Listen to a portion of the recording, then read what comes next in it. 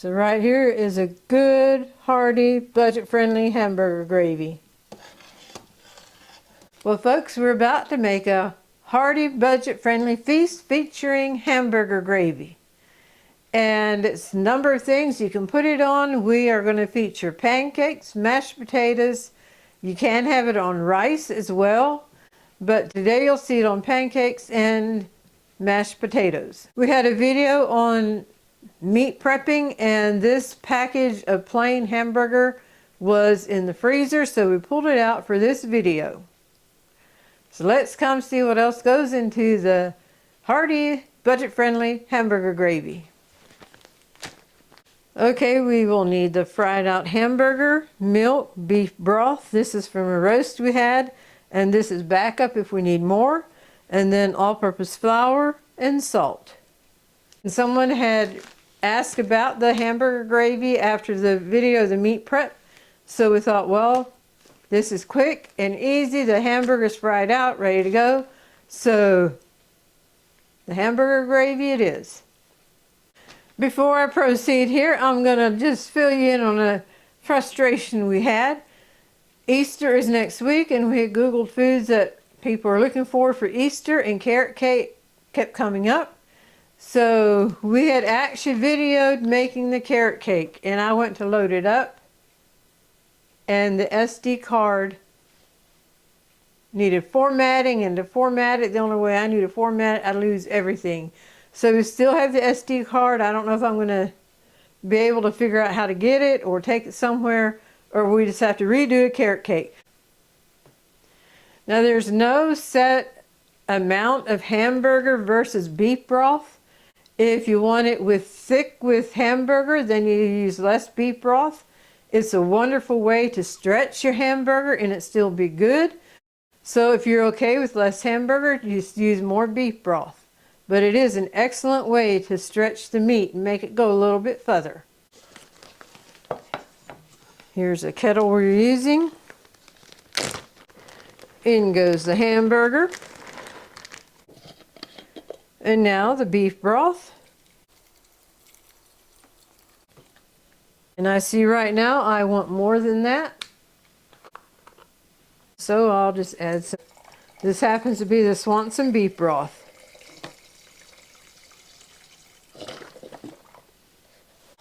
All right, there we go. We did season the burger with salt and pepper when we fried it out, but I will add additional salt. I will let it with the pepper that is there. So that was salt. I have this ready to go on the stove, and Mom, when she worked with something that had beef broth in, it seems like as the broth is heating, when it comes to a certain point, it wants to just kind of whoosh up, or just wants to kind of go up. Whoosh comes from Buddy. That was one word he used years ago. If we were driving down the highway and hit a little bump in the road, it was a whoosh. So that was one word we picked up from Buddy. And Buddy is our special needs brother. Dorothy and I are sisters, and we have the privilege to care for him. Mom kept a spoon in, and that helped the broth to stay settled down, that it didn't go over. Now pasta, when we cook pasta, have you ever had pasta on the stove and you get sidetracked doing something else and you look over and it's ready to boil over? It is boiling over. If you put a wooden spoon across there, that'll keep it from boiling over. I've had already that was just up to the wooden spoon, but it did not boil over. But Mom used the spoon in the hamburger gravy or any kind of beef broth. So that's what I'm going to use here. All right, I'm going to put this on the stove. This is a thickening agent. Now, there's different ways you can mix this. Even in this household, there's two different ways that it's done. Dorothy prefers getting a whisk and whisking it together. I prefer getting a jar and shaking it. So, since I'm the cook, that's the way I'm going to do it. Have my jar ready. Put the milk in there. Well, I'm just use this here to put the flour in so it doesn't make a mess. And finish it off with the milk. Put the lid on. Shake it a little bit for the flour to get... I like to put it over the sink to shake it. That way if any would drop out or the lid would end up getting loose, why, it'll go in the sink. Keeping my finger on the lid.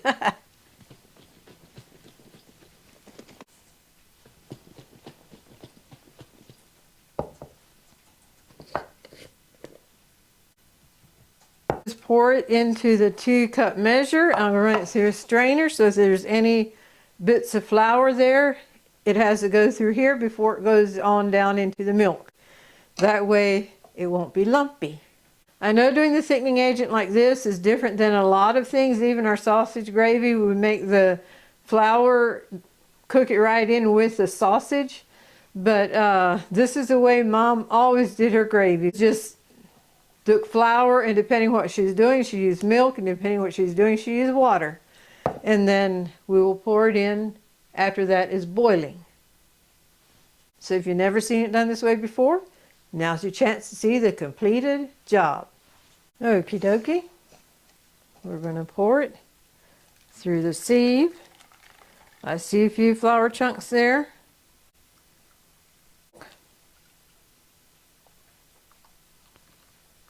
And so now I will just work it through this way.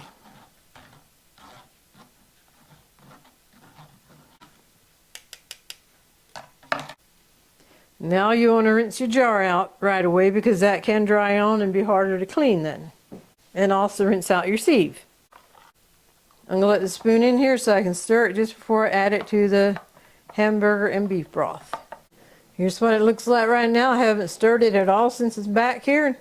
You can tell it's definitely heating up. I saw steam coming. So, but we're going to wait till it's a rolling boil. Well, you can see the action going on. I want it to come to a rolling boil though.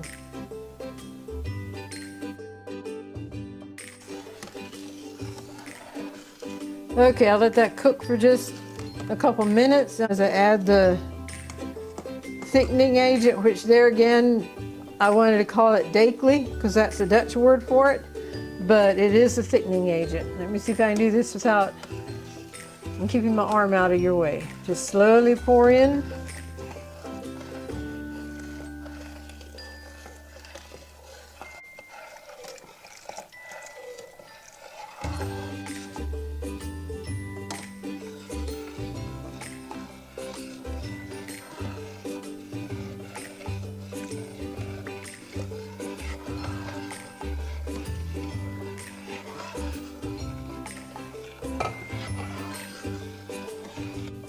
We're going to bring it back up to a boil, stirring as it's coming up to a boil. We're just about there. I do like to stir it though because the milk and the flour, the thickening agent, can stick to the bottom and scorch. So I like to stir it as it's coming back up to a boil. So right here is a good, hearty, budget-friendly hamburger gravy.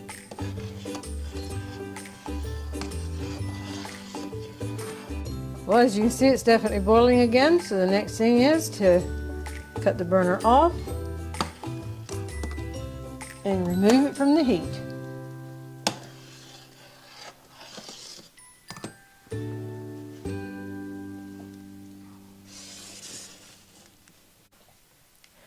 I know I could dump it in, but I'm afraid I'm going to splash. Well, you know what? If I splash, I can just make it up, right? It'll be faster. Before I do this, welcome to our new subscribers.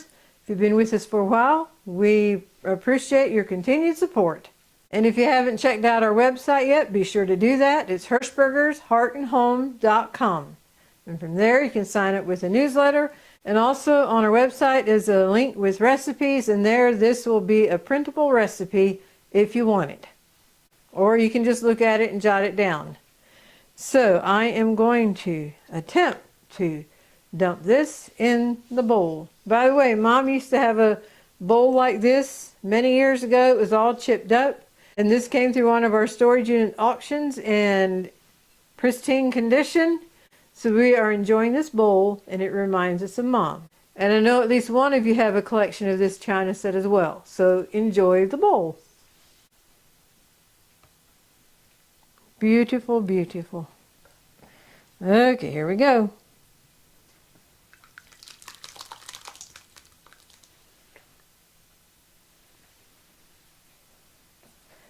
Perfect. Except it's dripping down on the thing. All right, let me get my rag.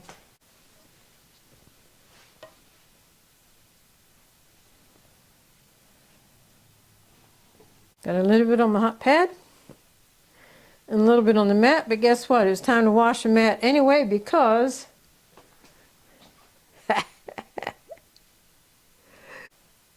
right there's where some carrot cake batter hit. And now we need to wash it for sure. Okie dokie, here we have mashed potatoes, peas and carrots mixed, and then we have pancakes. Both of them are just ready for the hamburger gravy over the potatoes and over the pancakes. Okie dokie. Over the mashed potatoes.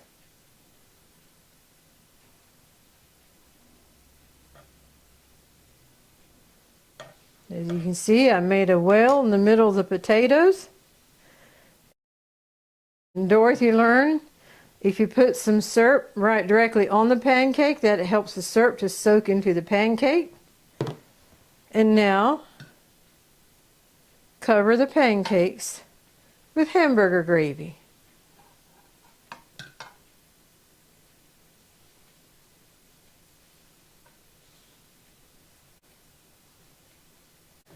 And now I still like to have a little bit of syrup on the top. And both of these plates are very yummy. This hamburger gravy was so delicious, and you'll find a link in the description for the printable recipe. There are other seasonings that you could add to hamburger gravy. We just use salt and pepper, but you could definitely cater to your taste buds and add whatever seasonings that you would like. Before I go to the golden thought, next week is Easter, so we're going to take off of the long form video. We'll still do the chirping of the verse for the day and the shorts, but the long form video, the next one will be in 2 weeks. And now for the golden thought. The resurrection is the foundation of our faith and our daily hope. Next week is known as a Holy Week leading up to Easter. It started out with Jesus' triumphant entry into Jerusalem, and then Jesus' teaching and cleansing of the temple. There's things going on at the temple that Jesus was not pleased with, and so he had a cleansing of the temple. And then it was the Last Supper. Jesus taught us how to love and care for each other. And then Jesus went to the Garden of Gethsemane, and there he had a struggle within himself. He knew what lay ahead. And he had prayed, "If it be possible, let this cup pass from me. But not my will, but thy will be done." So Jesus willingly gave his life. And then that led to Judas's betrayal of Jesus, and then the trial. Jesus went through so much physically and emotionally. He wasn't only a trial, but it was torture involved. And then it was the crucifixion. And there again, the torment that Jesus' body went through. And he was willing to do it all for the redemption for the sins of the world. And then from the crucifixion, there was the burial. And they sealed that tomb shut, and they had guards at the tomb. But you know what, folks? God says, "This is my Son in whom I am well pleased." And Jesus rose from the dead, and they found an empty tomb. And now Jesus is in heaven, interceding for you and I. And this is the Jesus that I serve. This is the Jesus that I know many of you serve. And this is the Jesus that we all can serve as we make that choice.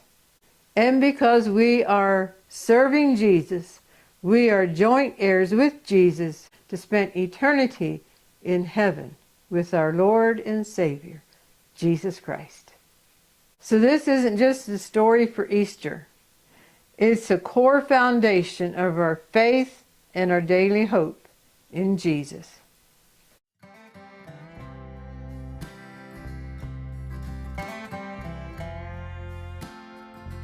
We hope you've enjoyed today's video. We hope you've been blessed, encouraged, and inspired. And until next time, God bless. And here's a link to the big meat prepping day that we had, and also a link to a healthy pancake. We enjoy these oatmeal pancakes very much.